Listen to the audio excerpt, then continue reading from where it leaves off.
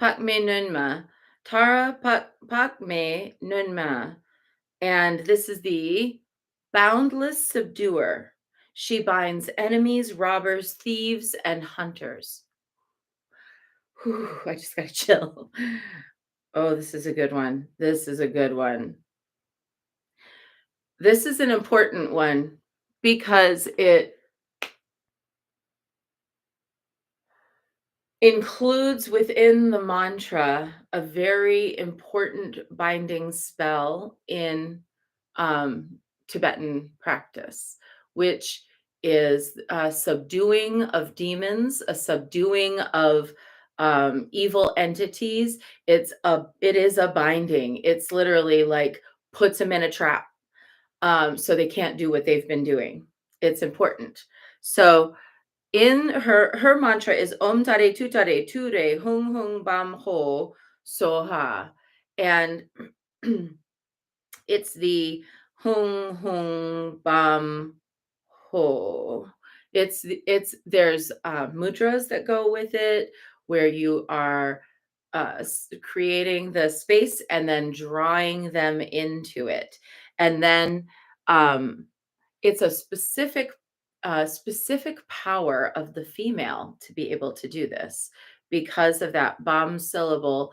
It's not to say that, the male Buddhist deities don't have their own methods for binding and subduing. They do. But this is a particular female form of binding because of that syllable bomb. But that syllable bomb is the awakening of the divine feminine.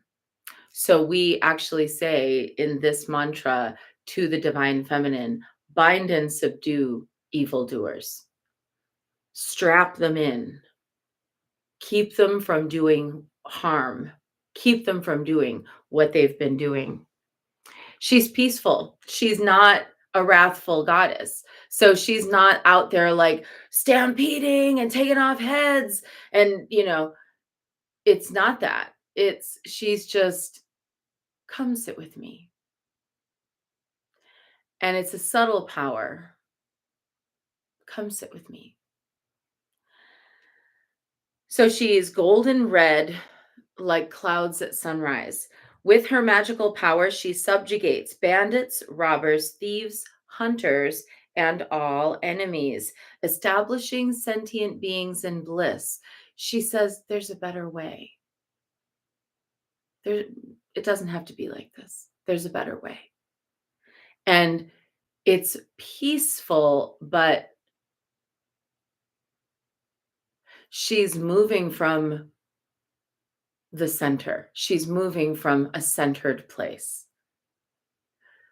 It's not, stop what you're doing, hands up, nothing like that. It's, excuse me, come sit with me a moment. Here's everything you need and everything you want. If you just stop doing that, there's a better way.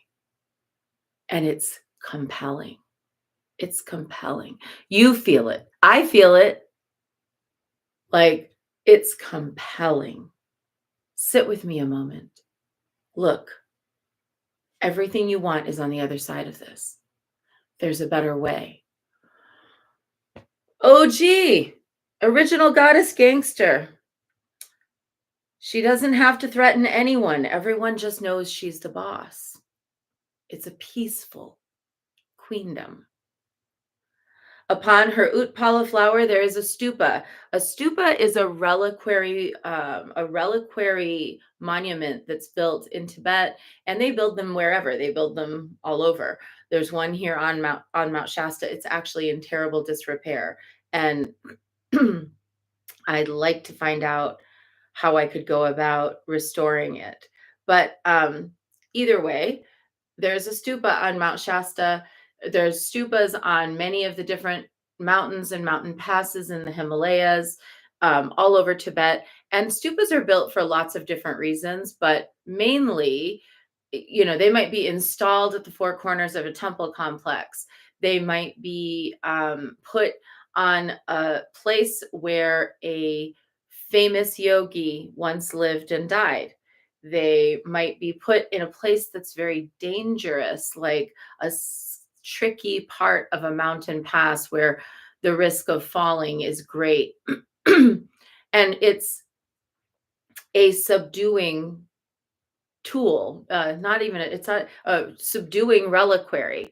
Often there will be the bones, there will often be the bones and substances from monks placed in there, or lamas, or teachers, or rebirths.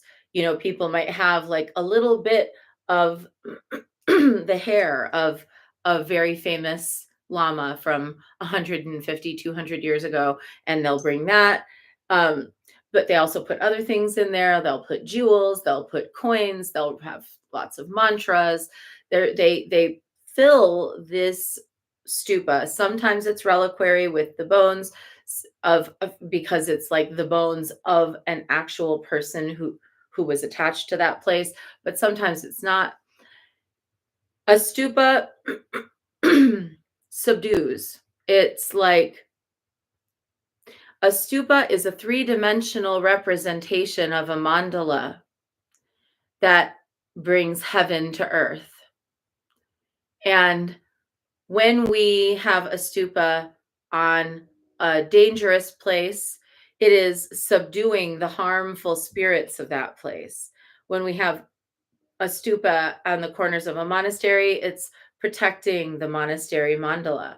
When we have it at the site of a person who died, it is a way for their life force to still be present.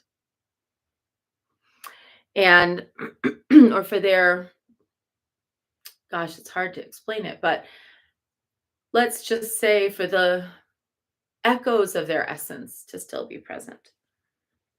So from the hung that radiates from Padme Nunma's heart, rays of light go out and they form countless hung syllables. It is done. That's hung. It is done. Peaceful and quick to tame sentient beings, she stamps her 2 feet on the earth. So the combination of the red and the gold means that she's kind of a little bit of fire and a little bit of earth. There may be some aspect here of also subduing earthquakes. When hear that last part about her stamping her feet on the earth. And her mantra is Om Tare Tutare Ture Hung Hung Bam Ho Soha. So let's do it. Hung hung bam ho soha. I've also heard it with another syllable in there. Ja hung bam ho. They probably have slightly different functions, but similar. Okay, little sip of my coffee here.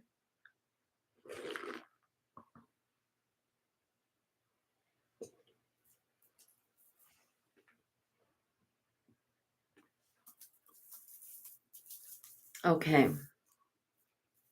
So we're going to start with a quick round of Om Tare Tam Soha, envisioning Mount Shasta, the lake beneath it, the lotus rising with its throne, and the syllable Tam seated there will spring to life as Tara Padme Nunma, the subduer of enemies, of thieves, of bandits, of negative forces and harm.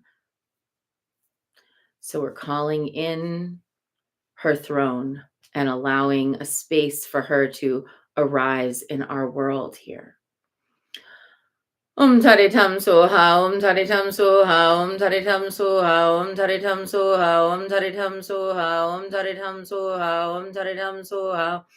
Soha Om Tare Tam Soha Om Tare Tam Soha Om Tare Tam Soha Om Tare Tam Soha Om Tare Tam Soha Tare Tam Soha Om Tare Tam Soha Om Tare Tam Soha Om Tare Tam Soha Soha Om Tare Tam Soha Om Tare Tam Soha Om Tare Tam Soha Om Tare Tam Soha Om Tare Tam Soha Soha Om Tare Tam Soha Om Tare Tam Soha Om Tare Tam Soha Om Tare Tam Soha Tam Soha Om Tare Tam Soha Om Tare Tam Soha Om Tare Tam Soha Om Tare Tam Soha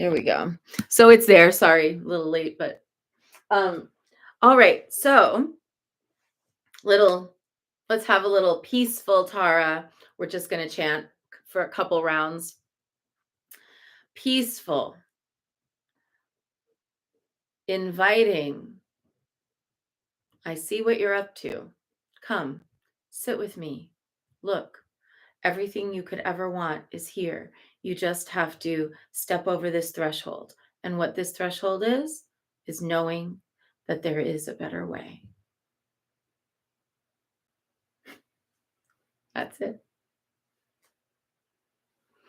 All right. Om Tara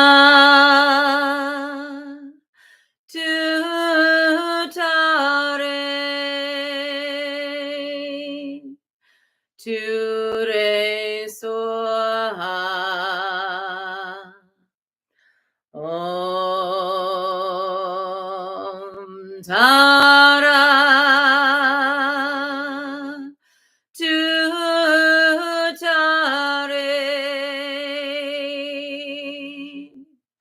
Ture Soha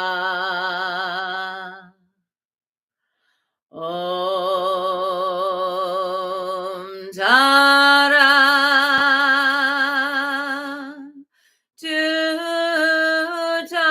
Ture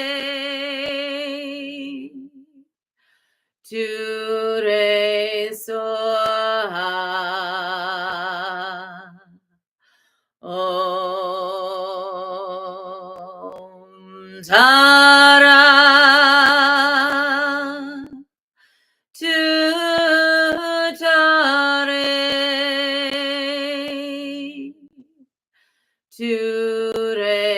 Soha Om Tara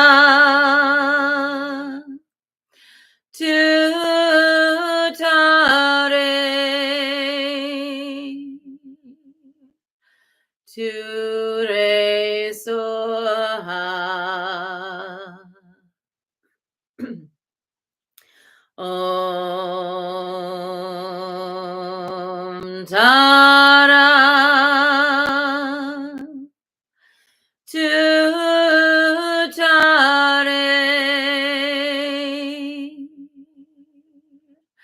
Ture Soha Om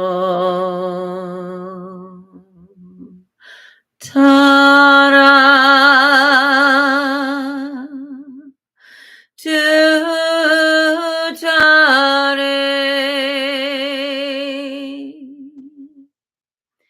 Ture Soha.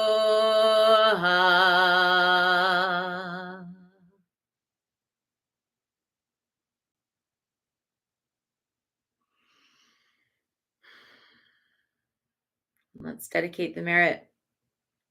May the merit of this practice and all of my activities be of endless benefit to all beings in all realms, beginningless and continuous. May all obstacles be overcome and suffering cease at the sound of liberation. May all beings be free from suffering and its causes. May all beings have happiness and its causes. May we carry the essence of Guanyin in our hearts. No, our essence of Tara Pakme Nunma in our hearts. Om Tare Tuta. I was thinking about the mantra. Om Tare Tutare Ture Hung Hung Bam Ho Soha.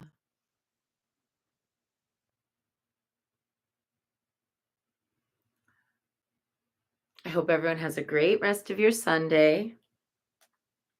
And tomorrow, we're in the home stretch here. I have to tell you, tomorrow, this one might be my favorite. Maja Chenmo, the great peacock protecting from and pacifying all kinds of poison. We'll be back tomorrow at the same time to chant to the 18th of the 21 Taras.